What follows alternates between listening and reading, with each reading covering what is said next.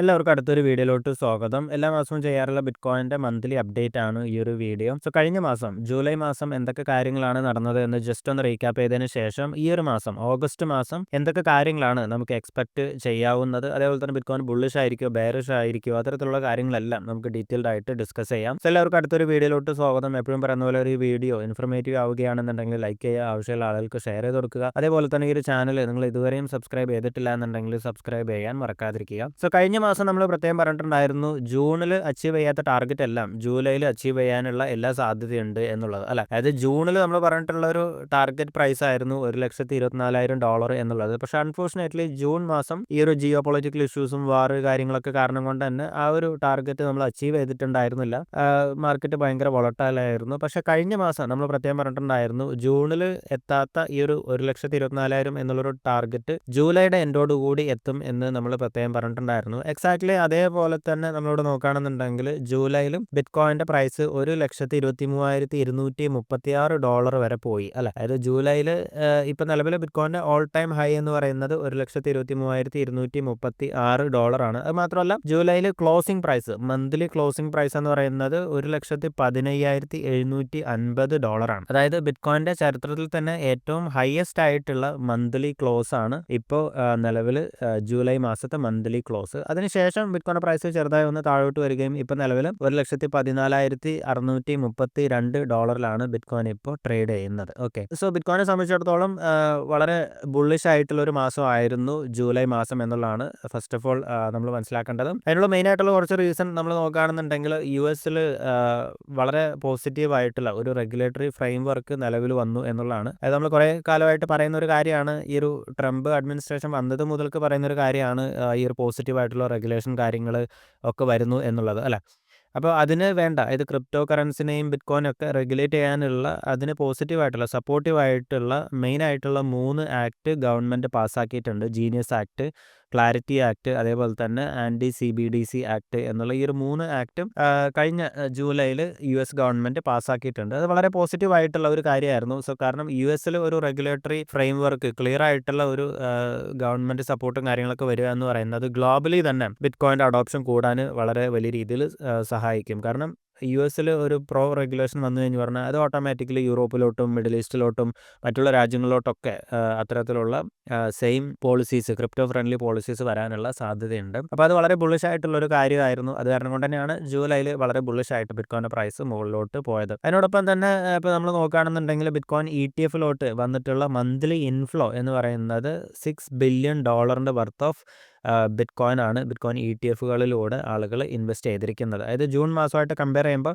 June മാസത്തെ total monthly inflow എന്ന് പറയുന്നത് $4.6 ബില്യൺ ആണെന്നുണ്ടെങ്കിലും ജൂലൈയിൽ $6 ബില്യൺ ആണ്. അതായത് 51,721 ബിറ്റ്കോയിൻ ആണ് ജൂലൈ മാസത്തിൽ ETF ആളുകൾ വാങ്ങിച്ചിരിക്കുന്ന ബിറ്റ്കോയിൻ. അതായത് നമ്മൾ ഈ ഒരു വർഷം നമ്മൾ നോക്കുകയാണെന്നുണ്ടെങ്കിൽ ഈ വർഷത്തെ ഏറ്റവും ബെസ്റ്റ് മന്താണ് ജൂലൈ എന്നുള്ളതാണ്. അതായത് ജനുവരിയിൽ 49,000, മെയ് മാസം 50,000 ബിറ്റ്കോയിൻ കഴിഞ്ഞാൽ ഇത് ഏറ്റവും ഹയസ്റ്റ് മന്താണ് ജൂലൈയിലുള്ളത് എന്നുള്ളതാണ്. അത് മാത്രമല്ല നമ്മളിവിടെ ഇത്തേറിയം ETF വന്നിട്ടുള്ള ഇൻഫ്ലോ നോക്കുകയാണെന്നുണ്ടെങ്കിലും വളരെ വലിയ രീതിയിലുള്ള ഒരു ഇൻഫ്ലോ ആണ് വന്നിരിക്കുന്നത്. $5.4 ബില്യൺ ഇൻഫ്ലോ ആണ് ഇത്തേറിയം ETF വന്നിട്ടുള്ളത്. ജസ്റ്റ് ഒരു കമ്പാരിസൺ നോക്കുകയാണെന്നുണ്ടെങ്കിൽ ജൂൺ മാസം ഇത്തേറിയത്തിൻ്റെ ETF വന്നിട്ടുള്ള ടോട്ടൽ ഇൻഫ്ലോ എന്ന് പറയുന്നത് $1.2 ബില്യൺ ആണെന്നുണ്ടെങ്കിലും ജൂലൈ മാസം $5.4 ബില്യൺ ഇൻഫ്ലോ ആണ് വന്നിരിക്കുന്നത്. ക്ലിയർ ആയിട്ട് ഇവിടെ ഒരു പ്രോ റെഗുലേഷൻ അല്ലെങ്കിൽ ഒരു ക്രിപ്റ്റോ ഫ്രണ്ട്ലി പോളിസീസ് ഒക്കെ വന്നതിൻ്റെ ശേഷം വളരെ പോസിറ്റീവ് ആയിട്ടുള്ള ഒരു വാൾ സ്ട്രീറ്റ് അഡോപ്ഷൻ അല്ലെങ്കിൽ ഒരു ഇൻസ്റ്റിറ്റ്യൂഷണൽ അഡോപ്ഷനാണ് ബിറ്റ്കോയിനിലോട്ടും ആൾട്ട് കോയിൻ പോലുള്ള മറ്റുള്ള ക്രിപ്റ്റോ കറൻസികളിലോട്ടും വന്നിട്ടുള്ളത് എന്നുള്ളതാണ് നമ്മൾ മനസ്സിലാക്കേണ്ടത്. ETF മാത്രമല്ല വളരെ വലിയ രീതിയിലുള്ള ഒരു ലാർജ് സ്കെയിൽ ബൈയിങ് ആണ് ബിറ്റ്കോയിൻ ട്രഷറി കമ്പനീസും നടത്തിക്കൊണ്ടിരിക്കുന്നത്. ജൂലൈ മാസത്തെ മാത്രം ഡേറ്റ നോക്കുകയാണെന്നുണ്ടെങ്കിൽ മൈക്രോ സ്ട്രാറ്റജി മാത്രം $3.7 ബില്യൺ ബിറ്റ്കോയിൻ ആണ് വാങ്ങിയിരിക്കുന്നത്. അതേപോലെ തന്നെ ട്രംപിൻ്റെ ഉടമസ്ഥതയിലുള്ള ട്രംപ് മീഡിയ $2 ബില്യൺ, BSTR എന്നുള്ള വേറൊരു കമ്പനി $3.5 ബില്യൺ. ഇതുപോലെ ഇനിയും ഒരുപാട് കമ്പനികൾ ചെറുതും വലുതുമായിട്ടുള്ള ഒരുപാട് ബിറ്റ്കോയിൻ ബൈയിങ് ജൂലൈ മാസം നടത്തിയിട്ടുണ്ട്. അതേപോലെ തന്നെ ETF ബിറ്റ്കോയിൻ ട്രഷറി കമ്പനീസും മാത്രം വാങ്ങിക്കുന്ന ബിറ്റ്കോയിൻ മാത്രം കൗണ്ട് ചെയ്യുകയാണെന്നുണ്ടെങ്കിൽ തന്നെ per month more than $10 billion worth of bitcoin ഒക്കെയാണ് ഈ രണ്ട് ഗ്രൂപ്പ് ഓഫ് എൻറ്റിറ്റികളും കൂടെ വാങ്ങിക്കുന്നത് എന്നുള്ളതാണ് നമ്മൾ മനസ്സിലാക്കേണ്ടത്. അതേപോലെ തന്നെ വളരെ വലിയ രീതിയിലുള്ള ഒരു ഡിമാൻഡാണ് ഇത്തരത്തിലുള്ള ബിറ്റ്കോയിൻ വാങ്ങുന്ന കമ്പനികൾ ഇഷ്യൂ ചെയ്യുന്ന സെക്യൂരിറ്റീസിന് വാൾ സ്ട്രീറ്റിലുള്ളത് എന്നുള്ളതാണ്. ഇപ്പോൾ ജൂലൈ മാസം ആണ് മൈക്രോ സ്ട്രാറ്റജി STRC എന്നുള്ള പുതിയ ഒരു സ്റ്റോക്ക് ഇഷ്യൂ ചെയ്യുകയും അതിലൂടെ $2.5 ബില്യൺ റേസ് ചെയ്യുകയും ചെയ്തത്. അത് ഇനീഷ്യലി മൈക്രോ സ്ട്രാറ്റജി പ്ലാൻ ചെയ്തിട്ടുണ്ടായിരുന്നത് $500 മില്യൺ IPO ആണ് എന്നുണ്ടെങ്കിൽ കൂടുതൽ ഡിമാൻഡ് കാരണം കൊണ്ട്, അതായത് ഏകദേശം $2.5 ബില്യൺ ആണ് അവർക്ക് റൈസ് ചെയ്യാൻ സാധിച്ചത്. ഓൾമോസ്റ്റ് ഒരു 5 ടൈംസ് ഡിമാൻഡ്. അപ്പോൾ അതും ബിറ്റ്കോയിൻ വാങ്ങാൻ വേണ്ടിയിട്ട് ഫണ്ട് റൈസ് ചെയ്യുന്ന ഒരു കമ്പനിക്കാണ് ഇത്രമാത്രം വലിയൊരു ഡിമാൻഡ് ഉള്ളത് എന്നുള്ളതാണ് നമ്മൾ മനസ്സിലാക്കേണ്ടത്. 2025 വാൾ സ്ട്രീറ്റിൽ ഇഷ്യൂ ചെയ്തിട്ടുള്ള IPOസിൽ, അത് കോമൺ ഇക്വിറ്റി IPOs ആണെന്നുണ്ടെങ്കിലും പ്രിഫേർഡ് IPO ആണെന്നുണ്ടെങ്കിലും ഏറ്റവും ലാർജസ്റ്റ് IPO ആണ് ഇപ്പോൾ നിലവിൽ മൈക്രോ സ്ട്രാറ്റജി ഇഷ്യൂ ചെയ്തിട്ടുള്ള STRC എന്നുള്ള സ്റ്റോക്ക്. അതേപോലെ തന്നെ ജൂലൈ മാസത്തെ വേറൊരു ന്യൂസ് എന്ന് പറയുന്നത് ഫെഡറൽ റിസർവ് ഇൻട്രസ്റ്റ് റേറ്റ് വീണ്ടും കുറച്ചിട്ടില്ല, അതേപോലെ തന്നെ ഹോൾഡ് ചെയ്തു എന്നുള്ളതാണ്. 5ാമത്തെ സ്ട്രേറ്റ് മീറ്റിങ്ങിലാണ് ഫെഡറൽ റിസർവ് ഇൻട്രസ്റ്റ് റേറ്റ് 4.25% തന്നെ ഹോൾഡ് ചെയ്യുന്നത്. അതുപോലെ തന്നെ ക്വാണ്ടിറ്റേറ്റീവ് ടൈറ്റനിങ് തന്നെയാണ് ഇപ്പോഴും കണ്ടിന്യൂ ചെയ്യുന്നത് എന്നുള്ളതാണ് വേറെ ഒരു കാര്യം. അപ്പോൾ ജൂലൈ മാസം നടന്ന ഇമ്പോർട്ടൻ്റ് ആയിട്ടുള്ള കാര്യങ്ങളൊക്കെയാണ് നമ്മൾ ഇതുവരെ ഡിസ്കസ് ചെയ്തത്. സോ എങ്ങനെ നോക്കിയാലും ജൂലൈ മാസം ബിറ്റ്കോയിനെ സംബന്ധിച്ചിടത്തോളം വളരെ പോസിറ്റീവ് ആയിട്ടുള്ള ഒരു മാസമായിരുന്നു അല്ലേ. സോ ഇനി നമുക്ക് ഓഗസ്റ്റ് മാസം, ഈ ഒരു മാസം എന്തൊക്കെ കാര്യങ്ങളാണ് എക്സ്പെക്ട് ചെയ്യാനുള്ളത്, ബിറ്റ്കോയിൻ ബുള്ളിഷ് ആയിരിക്കുമോ ബെയറിഷ് ആയിരിക്കുമോ, എന്താണ് എൻ്റെ എക്സ്പെക്ടേഷൻ എന്നുള്ള കാര്യങ്ങൾ ഡിസ്കസ് ചെയ്യാം. So first of all August മാസം നമ്മൾ ജൂലൈ മാസം പോലെ ഒരുപാട് മേജർ ആയിട്ടുള്ള ഇവൻറ്റോ ന്യൂസോ കാര്യങ്ങളോ ഒന്നും മാർക്കറ്റ് എക്സ്പെക്ട് ചെയ്യുന്നില്ല എന്നുള്ളതാണ് ഒന്നാമതായിട്ട് നമ്മൾ മനസ്സിലാക്കേണ്ടത്. അത് ജൂലൈ മാസം ഉള്ളതുപോലെ FOMC മീറ്റിങ്ങോ അല്ലെങ്കിൽ പോളിസി ചേഞ്ചസ്, ഇപ്പോൾ ജൂലൈ മാസം ക്രിപ്റ്റോ വീക്ക് എന്ന് പറഞ്ഞിട്ട് ഒരുപാട് ആക്ട് കാര്യങ്ങളൊക്കെ പാസ്സാക്കിയിട്ടുണ്ടായിരുന്നു. അത്തരത്തിലുള്ള ന്യൂസ് കാര്യങ്ങളെല്ലാം മാർക്കറ്റ് വെയിറ്റ് ചെയ്യുന്നുണ്ടായിരുന്നു. അപ്പോൾ അത്തരത്തിലുള്ള കാര്യങ്ങളൊന്നും ഈ ഒരു മാസം ഇല്ല എന്നുള്ളതാണ്. അത് കാരണം കൊണ്ട് തന്നെ ഓഗസ്റ്റ് മാസം, ഈ ഒരു മാസം ഒരു ന്യൂസ് ബേസ്ഡ് വൊളറ്റാലിറ്റിക്ക് പകരം കൂടുതൽ ബിറ്റ്കോയിൻ ETF-ൻ്റെ ഡിമാൻഡ് കാര്യങ്ങൾ, ബിറ്റ്കോയിൻ ട്രഷറി കമ്പനീസിൻ്റെ ഡിമാൻഡ് കാര്യങ്ങൾ, അതിനെയൊക്കെ ബേസ് ചെയ്തിട്ടുള്ള ഒരു വൊളറ്റാലിറ്റി ആയിരിക്കും ഈ ഒരു മാസം ഉണ്ടാവാൻ പോകുന്നത് എന്നുള്ളതാണ് എനിക്ക് പേഴ്സണലി തോന്നുന്നത്. സോ നമുക്ക് ഹിസ്റ്റോറിക്കലി ബിറ്റ്കോയിൻ്റെ ട്രെൻഡ് എന്താണ് എന്ന് നമുക്ക് നോക്കാം. സോ ഓഗസ്റ്റ് മാസം നമ്മളിവിടെ നോക്കുകയാണെന്നുണ്ടെങ്കിൽ 2013 മുതൽക്ക് 2024 വരെയും ഉള്ള ആവറേജ് റിട്ടേൺ നോക്കുകയാണെന്നുണ്ടെങ്കിൽ 1.52% ആണ്. അതായത് ജൂൺ മാസം കഴിഞ്ഞാൽ പിന്നെ ഏറ്റവും കുറവ് റിട്ടേൺ ഉള്ളത് ഓഗസ്റ്റ് മാസമാണ്, 1.52%. അതേപോലെ തന്നെ സെപ്റ്റംബർ മാസമാണെന്നുണ്ടെങ്കിൽ -3.77% ആണ്. സോ ഇത് കാരണം കൊണ്ടാണ് ഇപ്പോൾ നമ്മൾ സോഷ്യൽ മീഡിയയിലും ട്വിറ്ററിലും മെയിൻ സ്ട്രീം മീഡിയസ് ഒക്കെ നോക്കുകയാണെന്നുണ്ടെങ്കിൽ ജനറലി ഓഗസ്റ്റും സെപ്റ്റംബറും ഒരു നെഗറ്റീവ് ആയിട്ടുള്ള ഒരു സെൻറ്റിമെൻ്റ് ആണ് പൊതുവെ നമുക്ക് കാണാൻ സാധിക്കുക. അത് കൂടുതലും ഈ ഒരു ആവറേജ് റിട്ടേൺ നോക്കിയിട്ടാണ് എന്നുള്ളതാണ്. പക്ഷേ എനിക്ക് നേരെ ഒരു ഓപ്പോസിറ്റ് എക്സ്പെക്റ്റേഷനാണ് ഉള്ളത്. കാരണം ഞാൻ ഓഗസ്റ്റിൽ എക്സ്പെക്ട് ചെയ്യുന്നത് ഒരു പോസിറ്റീവ് ആയിട്ടുള്ള ഒരു മാസം തന്നെയാണ്. കാരണം നമുക്ക് ഈ ഒരു ഡേറ്റ മാത്രം നോക്കിയിട്ട് നമുക്ക് ഒരു അടുത്തൊരു മാസം, ഈ ഒരു മാസം അല്ലെങ്കിൽ അടുത്ത മാസം നെഗറ്റീവ് ആയിരിക്കും എന്ന് നമുക്ക് പറയാൻ സാധിക്കില്ല. കാരണം നമ്മൾ ഇതുവരെയുള്ള ഡേറ്റ നമ്മൾ നോക്കുകയാണെന്നുണ്ടെങ്കിൽ തന്നെ നമുക്കത് ക്ലിയർ ആയിട്ട് മനസ്സിലാവും അല്ലേ. ഫോർ എക്സാമ്പിൾ ഇപ്പോൾ ഫെബ്രുവരി മാസത്തെ ആവറേജ് റിട്ടേൺ എന്ന് പറയുന്നത് 13% ആണ്. പക്ഷേ ഈ വർഷം ഫെബ്രുവരിയിലാണ് ഏറ്റവും കൂടുതൽ ബിറ്റ്കോയിൻ്റെ പ്രൈസ് താഴോട്ട് വന്നിട്ടുള്ളത് അല്ലേ.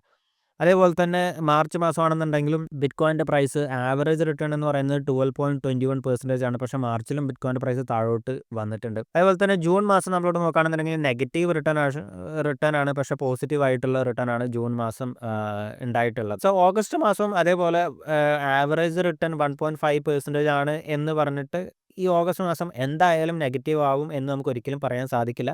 ഇതേപോലെ പോസിറ്റീവ് ആവാനുള്ള സാധ്യതയുണ്ട്. ഓക്കെ, അതേപോലെ തന്നെ വേറൊരു ഇമ്പോർട്ടൻ്റ് ആയിട്ടുള്ള കാര്യം എന്ന് പറയുന്നത് ആവറേജ് റിട്ടേൺ 1.52% ആണ് എന്നുണ്ടെങ്കിലും ഈ വർഷം 2025 എന്ന് പറയുന്നത് ഡിഫറൻ്റ് ആയിട്ടുള്ളൊരു വർഷമാണ് അല്ലേ. അതായത് ഹാൽവിങ് കഴിഞ്ഞിട്ടുള്ള ആദ്യത്തെ വർഷമാണ് ഈ ഒരു വർഷം എന്ന് പറയുന്നത്. സോ നമ്മളോട് നോക്കുകയാണെന്നുണ്ടെങ്കിൽ 2012 ആദ്യത്തെ ഹാൽവിങ് നടക്കുന്നത്. അത് കഴിഞ്ഞിട്ടുള്ള അടുത്ത വർഷം 2013 ഓഗസ്റ്റ് വളരെ ബുള്ളിഷ് ആയിട്ടുള്ളൊരു മാസമായിരുന്നു. 30.40% ആണ് ബിറ്റ്കോയിൻ്റെ പ്രൈസ് കൂടിയത്. അതേപോലെ തന്നെ 2016 രണ്ടാമത്തെ ഹാൽവിങ് കഴിഞ്ഞിട്ട് അതിൻ്റെ തൊട്ടടുത്ത വർഷം ബിറ്റ്കോയിൻ്റെ പ്രൈസ് അടുത്ത ഓഗസ്റ്റിൽ 65% ആണ് മുകളിലോട്ട് പോയത്. അതേപോലെ തന്നെ 2020 ഹാൽവിങ് കഴിഞ്ഞിട്ട് 2021 13.8% ആണ് മുകളിലോട്ട് പോയത്. സോ നമ്മൾ ഹാൽവിങ് കഴിഞ്ഞിട്ടുള്ള അടുത്ത വർഷത്തെ ട്രെൻഡ് നോക്കുകയാണെന്നുണ്ടെങ്കിൽ ഓഗസ്റ്റ് മാസം വളരെ ബുള്ളിഷ് ആയിട്ടുള്ളൊരു മാസമാണ് നമുക്ക് കാണാൻ സാധിക്കും അല്ലേ. അപ്പോൾ അങ്ങനെ നോക്കുകയാണെന്നുണ്ടെങ്കിൽ ഈ ഓഗസ്റ്റും വളരെ ബുള്ളിഷ് ആയിട്ടുള്ളൊരു മാസം ആവാനുള്ള ഒരു സാധ്യത വളരെ കൂടുതലാണ്. അതായത് മിനിമം 13% മാക്സിമം 65% കൂടാനുള്ള ഒരു സാധ്യതയുണ്ട്. സോ നമ്മൾ 13% കൺസിഡർ ചെയ്യുകയാണെന്നുണ്ടെങ്കിലും ജൂലൈ മാസത്തെ ക്ലോസിംഗ് പ്രൈസ് $115,000 നിന്ന് അറ്റ്ലീസ്റ്റ് ഒരു $10,000-15,000 കൂടുകയാണെന്നുണ്ടെങ്കിൽ എന്തായാലും ഓഗസ്റ്റ് മാസം ഒരു $130,000 എത്താനുള്ള സാധ്യത വളരെ കൂടുതലാണ്. സോ ഹിസ്റ്റോറിക്കലി ഉള്ള ട്രെൻഡ് നോക്കുകയാണെന്നുണ്ടെങ്കിൽ ഞാൻ പേഴ്സണലി വളരെ പോസിറ്റീവാണ്, ബുള്ളിഷാണ്. ഹാൽവിങ് കഴിഞ്ഞിട്ടുള്ള വർഷങ്ങളായത് കാരണം കൊണ്ട് തന്നെ ഈ ഒരു മാസം ബുള്ളിഷ് ആകും എന്ന് തന്നെയാണ് ഞാൻ എക്സ്പെക്ട് ചെയ്യുന്നത്. ഓക്കെ, സോ അത് കാരണം കൊണ്ട് തന്നെ ഞാനിവിടെ ഓൾറെഡി പറഞ്ഞിട്ടുണ്ടായിരുന്നു, എയ്തർ ഒന്നുകിൽ ബിറ്റ്കോയിൻ്റെ പ്രൈസ് വളരെ ബുള്ളിഷ് ആയിരിക്കും, അല്ലെങ്കിൽ ബിറ്റ്കോയിൻ ഈ ഒരു മാസം സൈഡ് വേസ് ആയിട്ട് മേ ബി ഒരു 1.5%, 2% ഒക്കെ മുകളിലോട്ട് പോയിട്ട് കൂടിപ്പോയാൽ ഒരു 1,17,000, $1,18,000 ആ ഒരു റേഞ്ചിൽ തന്നെ ക്ലോസ് ചെയ്യാനുള്ള സാധ്യതയാണ് നമുക്ക് മുന്നിലുള്ളത്. അതാണ് ഒന്നാമത്തെ കാര്യം. അടുത്തതായിട്ട് ഇമ്പോർട്ടൻ്റ് ആയിട്ടുള്ള ഒരു കാര്യം എന്ന് പറയുന്നത്, സെപ്റ്റംബർ മാസം നടക്കാൻ പോകുന്ന FOMC മീറ്റിംഗിൽ ഫെഡറൽ റിസർവ് ഇൻട്രസ്റ്റ് റേറ്റ് കുറയ്ക്കാനുള്ള എല്ലാ സാധ്യതയും നമുക്ക് മുന്നിലുണ്ട്. സോ ജൂലൈ മാസം, കഴിഞ്ഞ മാസം FOMC മീറ്റിംഗിൽ ഫെഡറൽ റിസർവ് ഇൻട്രസ്റ്റ് റേറ്റ് കുറയ്ക്കാത്തതിൻ്റെ ഒരു റീസൺ എന്ന് പറയുന്നത്, ഫെഡറൽ റിസർവ് എപ്പോഴും ഇൻട്രസ്റ്റ് റേറ്റ് കുറയ്ക്കുന്നോ കൂട്ടുന്നോ എന്നുള്ള ഡിസിഷൻ എടുക്കുന്നത് രണ്ട് ഡേറ്റ നോക്കിയിട്ടാണ്. ഒന്ന് ലേബർ മാർക്കറ്റിൽ എംപ്ലോയ്മെൻറ്റ് ഡേറ്റ നോക്കിയിട്ടും അതേപോലെ തന്നെ ഇൻഫ്ലേഷൻ ഡേറ്റ നോക്കിയിട്ടാണ്. അപ്പോൾ ഇൻഫ്ലേഷൻ എന്തായാലും 2% ടാർഗറ്റിന് മുകളിൽ തന്നെയാണ്. അത് കാരണം കൊണ്ട് അവർക്ക് ഇൻട്രസ്റ്റ് റേറ്റ് കുറയ്ക്കാൻ പറ്റില്ല. അതേപോലെ തന്നെ കഴിഞ്ഞ മാസം ഫെഡറൽ റിസർവ് പറഞ്ഞിട്ടുണ്ടായിരുന്നത് എംപ്ലോയ്മെൻറ്റ് ഡേറ്റ, ലേബർ ഡേറ്റ നല്ല പോസിറ്റീവായിട്ടുള്ള ഡേറ്റയാണ്. അത് കാരണം കൊണ്ട് തന്നെ US എക്കണോമി നല്ല രീതിക്ക് പെർഫോം ചെയ്യുന്നുണ്ട് എന്നുള്ള ഒരു കാരണമായിരുന്നു. അത് കാരണം കൊണ്ട് തന്നെയാണ് ഇൻട്രസ്റ്റ് റേറ്റ് കുറയ്ക്കാത്തതും. സെപ്റ്റംബറിൽ റേറ്റ് കട്ട് പോലും പ്രോബബിലിറ്റി വളരെ കുറവായിരുന്നു ഉണ്ടായിരുന്നത്. പക്ഷേ ഓഗസ്റ്റ് 1 വന്ന ഡേറ്റ നമ്മൾ നോക്കുകയാണെന്നുണ്ടെങ്കിൽ പെട്ടെന്ന് US ഗവൺമെൻറ് മെയ് മാസത്തെയും ജൂൺ മാസത്തെയും ലേബർ ഡേറ്റ റിവൈസ് ചെയ്തിട്ടുണ്ട്. അപ്പോൾ റിവൈസ് ചെയ്ത ഡേറ്റ പ്രകാരം വളരെ കുറവ് ജോബ്സാണ് പ്രൊഡ്യൂസ് ചെയ്യുന്നത് എന്നുള്ളതാണ് ഇപ്പോഴത്തെ ഡേറ്റ പറയുന്നത്. അപ്പോൾ അതിനർത്ഥം ലേബർ ഡേറ്റ വളരെ മോശമാണ് എന്നുള്ളതാണ് പറയുന്നത്.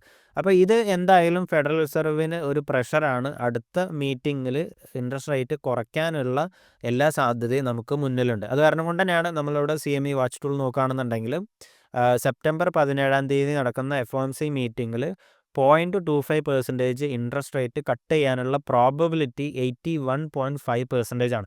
ഇത് വെറും 2 ദിവസം മുന്നേ നമ്മൾ നോക്കുന്ന സമയത്ത് കട്ട് ചെയ്യാതിരിക്കാനുള്ള പ്രോബബിലിറ്റി 80% ആയിരുന്നു. പക്ഷേ ഇപ്പോൾ നേരെ ഓപ്പോസിറ്റ് ആയിട്ട് സെപ്റ്റംബറിൽ എന്തായാലും റേറ്റ് കട്ട് ഉണ്ടാവും എന്നുള്ള ഒരു പ്രോബബിലിറ്റിയിലോട്ട് എത്തിയിട്ടുണ്ട്. അപ്പോൾ അത് കാരണം കൊണ്ട് തന്നെ ഓഗസ്റ്റ് മാസവും സെപ്റ്റംബർ മാസവും ബെയറിഷ് ആവാനുള്ള സാധ്യത വളരെ കുറവാണ്. അറ്റ്ലീസ്റ്റ് ഈ ഒരു സെപ്റ്റംബറിൽ റേറ്റ് കട്ട് ഉണ്ടാവും എന്നുള്ളൊരു എക്സ്പെക്റ്റേഷനിൽ മാർക്കറ്റ് കുറച്ച് മുകളിലോട്ട് പോകാനുള്ള സാധ്യതയാണ് നമുക്ക് മുന്നിലുള്ളത്. മേ ബി സെപ്റ്റംബറിൽ റേറ്റ് കട്ട് കഴിഞ്ഞാൽ മേ ബി ചിലപ്പോൾ ഒരു സെൽ ദ ന്യൂസ് ഒക്കെ ആയിട്ട് ചിലപ്പോൾ മാർക്കറ്റ് ഒന്ന് താഴോട്ട് വരാനുള്ള സാധ്യതയുണ്ട്. അതേപോലെ തന്നെ സെപ്റ്റംബറിലുള്ള ഈ ഒരു നെഗറ്റീവ് ട്രെൻഡ് കാരണം കൊണ്ട് പിന്നെ അവിടെ നിന്ന് അങ്ങോട്ട് Q4 നല്ല രീതിക്ക് മാർക്കറ്റ് മുകളിലോട്ട് പോകാനുള്ളൊരു സാധ്യതയാണ് ഞാൻ പേഴ്സണലി കാണുന്നത്. സോ എങ്ങനെ നോക്കിയാലും ഞാൻ ഓഗസ്റ്റിൽ ബുള്ളിഷ് തന്നെയാണ്. അറ്റ്ലീസ്റ്റ് ഒരു 8-10% എങ്കിലും മുകളിലോട്ട് പോകും എന്ന് തന്നെയാണ് ഞാൻ എക്സ്പെക്റ്റ് ചെയ്യുന്നത്. നമ്മളിവിടെ ബിറ്റ്കോയിൻ്റെ ഡെയിലി ചാർട്ട് എടുത്ത് നോക്കുകയാണെന്നുണ്ടെങ്കിൽ കഴിഞ്ഞ ഒരു 2 ദിവസമായിട്ട്, അതായത് 1 തീയതി 2 തീയതി ഒക്കെ ആയിട്ട് ബിറ്റ്കോയിൻ്റെ പ്രൈസ് വളരെ ഷാർപ്പായിട്ട് താഴോട്ട് വന്നിട്ടുണ്ടായിരുന്നു. അതിനുശേഷം ഏകദേശം ഒരു 1,11,500 ആ ഒരു ലെവലിൽ നിന്ന് ബൗൺസ് ചെയ്ത് ഇപ്പോൾ മുകളിലോട്ട് പോയിക്കൊണ്ടിരിക്കുന്നുണ്ട്.